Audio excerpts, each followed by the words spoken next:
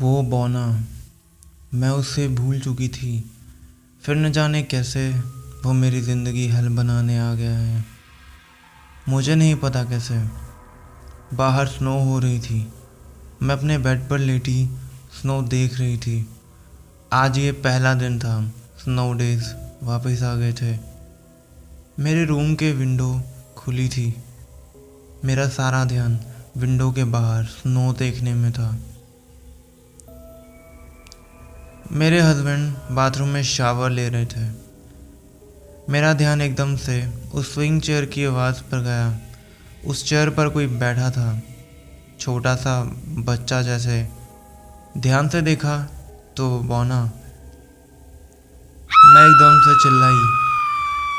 मैं अपनी आंखें बंद कर चुकी थी। मेरे हस्बैंड मुझे होश में लाने की कोशिश कर रहे थे। वो पहली बार था जब मैं इतना लंबा चिल्लाई थी। फिर जब मैंने आंखें खोली तो देखा तो वो वहाँ नहीं था। क्या वो फिर से आ गया है? मैंने डरते हुए बोला। मैट, मेरे हस्बैंड ने पूछा। कौन? मेरे हस्बैंड को इस बारे में कुछ नहीं पता था। मैंने बोला, कुछ नहीं, बहुत बुरा सपना था। मैं ब्रेकफास्ट प्रिपेयर करती हूँ। फिर मैट के ऑफिस और मेरे बेटे के स्कूल जाने के बाद जब मैं अकेली बैठी हुई थी, मुझे बचपन के वो किस्से याद आए जब मैं एक स्वीट गर्ल से बहुत अगली और बुरी लड़की बन गई थी।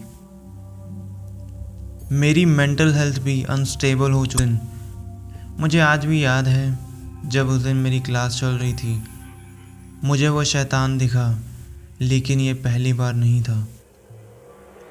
मुझे नहीं पता मुझे क्या हुआ, लेकिन मैंने अपनी क्लास की वॉल्स पर एक अलग ही लैंग्वेज में कुछ वर्ड्स लिख दिए थे, जिसके बाद मुझे पनिशमेंट भी मिली।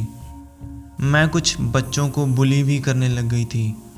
जब जब वो शैतान मुझे दिखता था, मैं पागल हो जाती थी। इतने शोर के बीच भी मैं सुन्न पड़ जाती थी। दूसरे स्टूडेंट्स की बातें नहीं सुनाई देती थी, बस बहुत सारा शोर। मैं अपने गार्डियंस को चाहकर भी कुछ नहीं बता सकती थी। एक दिन तो मैंने अपने बाल भी काट लिए थे और मैं स्कूल भी चली गई थी। सब मुझे अगली बोल रहे थे। ये सब बहुत बढ़ चुका था। अब इतनी छोटी एज में मुझे डार्क सर्कल्स भी आने लग गए थे। मेरे फ्रेंड्स, उनको लगता था कि शायद मैं पागल हो गई हूँ। क्रिसमस भी आने वाली थी, लेकिन मुझे क्रिसमस की कोई एक्साइटमेंट नहीं थी। किसी को कुछ इसलिए नहीं बता सकती थी क्योंकि मुझे कोई समझने वाला नहीं था। आज उस शैतान को देखे 2 दिन हो चुके हैं, लेकिन वो दोबारा अब क्या लेने आया है नहीं पता।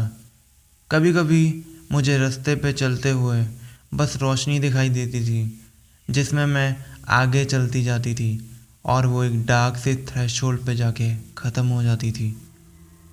बस फिर यही सोचते सोचते शाम हो गई। फिर मुझे किसी के कदमों की आवाज़ सुनाई दी। मुझे लगा कि शायद वो शैतान फिर से आ गया है, लेकिन ये आवाज़ मेरे हस्बैंड की थी। ओह, आप आ गए। आज हम बाहर जा रहे हैं डिनर करने के लिए। मेरा बेटा वो भी बहुत खुश था, लेकिन मुझे बहुत डर लग रहा था। हम डिनर के लिए घर से निकले और एक रेस्टोरेंट में हमने खाना ऑर्डर किया।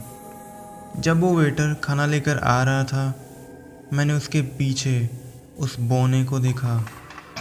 उसके चेहरे पर वो शैतानी हंसी। जैसे ही वेटर ने खाना सर्व किया, मैंने सब टेबल से नीचे गिरा दिया।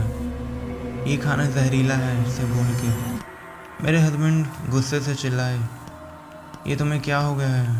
तुम ऐसी क्यों हो गई हो?